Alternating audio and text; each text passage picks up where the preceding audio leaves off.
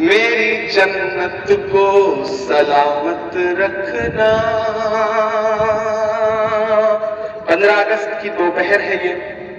हजारों की तादाद में ईमान वाले लोग, मदरसे के तलबा, जिम्मेदारान यहाँ बैठे हैं और मैं बतौर दुआ एक पढ़ रहा हूं और उस दुआ में आपकी आमीन, आपकी तालियां, आपकी दुआएं शामिल होंगी तो कहूंगा कि आप जो तस्वीर बनाते हैं वैसा नहीं है। तस्वीर ये है जो मैं आपको दिखाने चल रहा हूं। कभी मेरा दोस्त है तनवीर गाजी, उसने शेर कहा कि कभी आजूज लिखता है, कभी माजूज लिखता है। वो अपने आप को इस अहद का माबूद लिखता है। उसे कह दो ये जर्रे अमन की तबलीग करते हैं, वो पागल मदरसों की रेत को बारूद लिखता है। ऐसे में मैं बतौर दुआ की नज़र सुना रहा हूं कि मेरा मस्कन मेरी जन्नत को सलामत रखना। तैयार रहिएगा। और अगली जो लाइन है उस पे आपकी दुआओं का शोर, आपकी तालियों का शोर वो पूरे हिंदुस्तान भर में जाना चाहिए कि मेरा मस्कन मेरी जन्नत को सलामत रखना। बहुत अनकंफर्ट है एक्चुअली। मेरा मस्कन मेरी जन्नत को सलामत रखना। मेरा मस्कन मेरी जन्नत को सलामत रखना। मेरे मौला मेरे भारत को सलामत रखना। मेरा मस्कन मेरी जन्नत को सलामत रखना। मेरे मौला मेरे भारत को सलामत रखना। इसकी मिट्टी पे हर एक रीत निछावर कर दूं, अपनी धड़कन के सभी गीत निछावर कर दूं। गंगा जमुना तेरी लहरों की मुकद्दस धुन पर सारी दुनिया का मैं संगीत निछावर कर दूं। इस वतन से मेरी निस्बत को सलामत रखना। मेरे मौला मेरे भारत को सलामत रखना। मेरा मस्कन मेरी जन्नत को सलामत रखना। सरकारी कार्यक्रम चल रहा है, घर घर तिरंगा। कोई कह रहा है हर हाथ तिरंगा। मुझसे किसी ने एक दिन सोशल मीडिया के इनबॉक्स में मैसेज भेजा और ये मैसेज तब आता है जब हिंदुस्तान और पाकिस्तान का क्रिकेट मैच होता है, तब खास तौर से आता है कि तुम्हारा तो नाम भी इमरान है, तुम सबूत दो वतन परस्ती का। मेरे पास लफ्ज नहीं होते उस वक्त। मैं पलट के एक तस्वीर भेजता हूं। वो तस्वीर है कि हिंदुस्तान का एक कोई परिवार है, वो हज करने गया हुआ है और उसने खाने काबा के आगे तिरंगा अपने हाथों में लिया हुआ है। और मैं वो तस्वीर भेजता हूं और नीचे पलट के सिर्फ इतना लगता हूं कि हमसे वतन परस्ती का सबूत मांगने वाले मेरे भाई देख, मैंने तो वहां भी तिरंगा, हमने तो वहां भी तिरंगा फहराया है जहां तू कदम भी नहीं रख सकता है। हमने ऐसी जगहों पर भी तिरंगा फहराया है। मैं सोचता हूं तो मेरी आंख छलक जाती है। मुल्क से रूह का रिश्ता बड़ा जज्बाती है। सोचता हूं तो मेरी आंख छलक जाती है। मुल्क से रूह का रिश्ता बड़ा जज्बाती है। तैयार है ना अगले मिसरे पे? सोचता हूं तो मेरी आंख छलक जाती है। मुल्क से रूह का रिश्ता बड़ा जज्बाती है।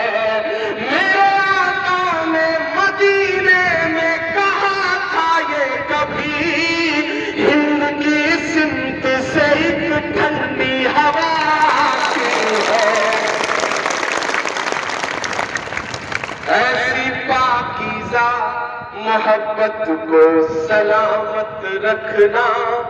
मेरे मौला मेरे भारत को सलामत रखना, मेरा मस्कन मेरी जन्नत को सलामत रखना।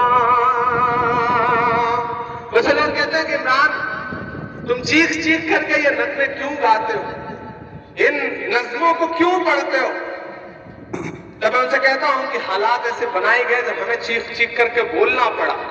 हमसे हर दिन कहा जाता है सबूत दो वतन परस्ती का। तब मुझे लगता है कि मुझे ये मिसरे कहने चाहिए कि मुस्कुराती हुई तहजीब को तुम सुम किया है। मुझे अच्छा लगा जब मौलाना साहब ने मुझे माला पहनाने के लिए जैन साहब को बुलाया, राम साहब को बुलाया, राम खंडेलवाल जी को बुलाया। मुझे खुशी है कि जब अशोक पांडे जी पढ़ रहे थे, बोल रहे थे, तो आपने उनके एहतराम में, उनके इस्तकबाल में जो तालियां बजाई, मुझे लगता है कि अशोक भाई उन तालियों को कभी नहीं भूल पाएंगे, क्योंकि उन तालियों में खुलूस था, मोहब्बत थी। ये है हमारा हिंदुस्तान, और हुकूमतें डरती हैं ऐसी तस्वीरों से, इसीलिए चाहती हैं कि मोहब्बत बरकरार ना रहे, नफरतें गालिब हो जाएं। लेकिन मेरे भाई, हम सब की जिम्मेदारी है कि हमें बोलना पड़ेगा। मुस्कुराती हुई तहजीब को तुम सुम किया है, तुमने भारत की फजाओं को जहन्नुम किया है।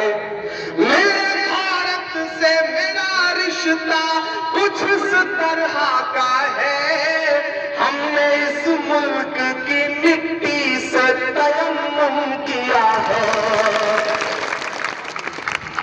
ऐसी रूहानी इबादत को सलामत रखना, मेरे मौला मेरे भारत को सलामत रखना, मेरा मस्कन। और अब एक बंद पढ़ता हूं, और मैं जो शुरू से कह रहा हूं ना कि इन तस्वीरों को पूरे हिंदुस्तान को दिखाए जाने की जरूरत है। हम दिखाएंगे और हम अलग ऐलान में कहेंगे कि तूने नफरत का जो बाजार सजाया हुआ है, तू ये कहता है मुसलमान पराया हुआ है। तैयार है ना? अगले तो दो मिसरे आएंगे। तूने नफरत का जो बाजार सजाया हुआ है, तू ये कहता है मुसलमान पराया हुआ है। आजर दिल चीर के दिखलाऊं वतन का नक्शा, मेरा भारत मेरी सांसों में समाया हुआ है। ऐसी रूहानी मोहब्बत को सलामत रखना, मेरे मौला मेरे भारत को सलामत रखना। आखिर में जाते जाते बस इतना कह रहा हूं कि जो नफरत वाली ताकतें हैं वो हमेशा थी, हैं, रहेंगी। लेकिन ये भी एक सच है कि नफरत कभी भी मोहब्बत से जीत नहीं सकती। एक दिन आखिरकार नफरत को हमें कोशिशें जारी रखनी है। बस हमारी कमी यह थी कि हमने सोच लिया कि हमारे बुजुर्गों ने मुल्क आजाद करा लिया और हमारी जिम्मेदारियां पूरी हो गई। नहीं, आपकी जिम्मेदारियां पूरी नहीं हुई हैं। आपकी जिम्मेदारियां मुसलसल जारी हैं। आपकी कोशिशें कमजोर नहीं पड़नी चाहिए।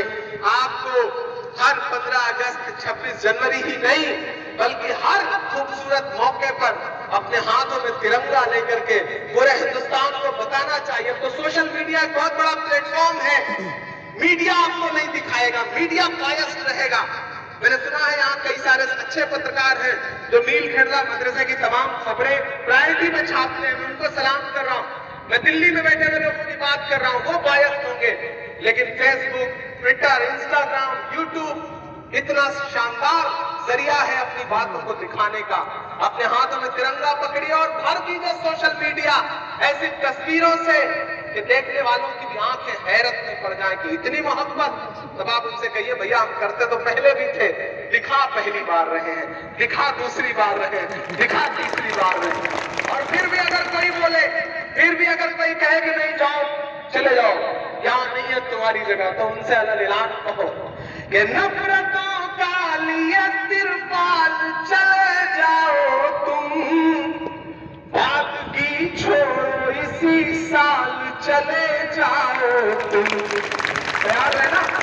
अब थोड़े शायर जो है वो थोड़े मजे वाले मूड में है कि नफरतों का लिए तिरपाल चले जाओ तुम, बात की छोड़ो इसी साल चले जाओ तुम। हम कराची से भला क्या मतलब, तुमको जाना है तो नेपाल चले जाओ तुम।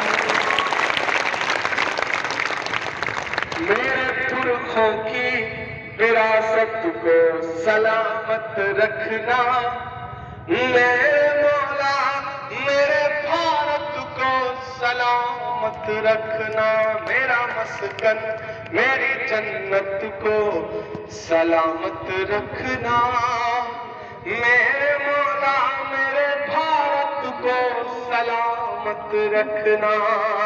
मैं आपसे गुजारिश कर रहा हूं कि एक बार मौलाना राशिद साहब, मौलाना अरशद साहब और बाकी जो पूरी इंतजामिया कमेटी है, बाहर से आगे लोग भी और यहाँ के तलबा भी, एक बार उनके एहतराम में इस बात के लिए ताली बजाएं कि उन्होंने खूबसूरत तरीके से बहुत ही शानदार